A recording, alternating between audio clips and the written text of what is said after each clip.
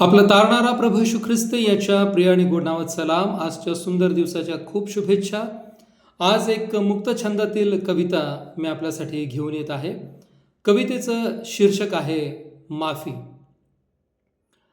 तू दिलीस माफी, तू दिलीस माफी, वधस्तंभावर खिळलेल्या अवस्थेत असताही.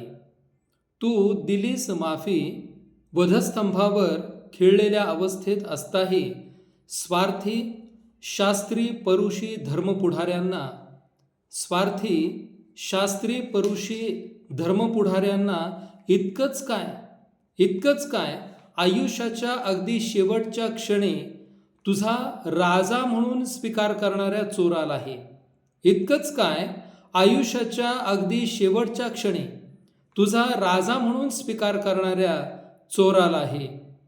जगाला नीतीचा मार्ग दाखवताना, जगाला नीतीचा मार्ग दाखवताना तू केलंस पाप्यांना माफ अगदी सहज.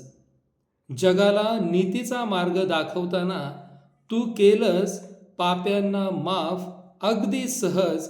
आणि आदर्श ठेवला आमच्या पुढे मानवतेचा, आणि आदर्श ठेवला आमच्या पुढे मानवतेचा.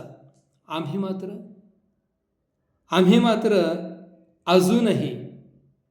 मात्र अजूनही आमच्या चुका लपवण्यासाठी एकमेकांवर दोषारोप करत, आम्ही मात्र अजूनही आमच्या चुका लपवण्यासाठी एकमेकांवर दोषारोप करत रोज तुला वधस्तंभावर खिळत आहोत.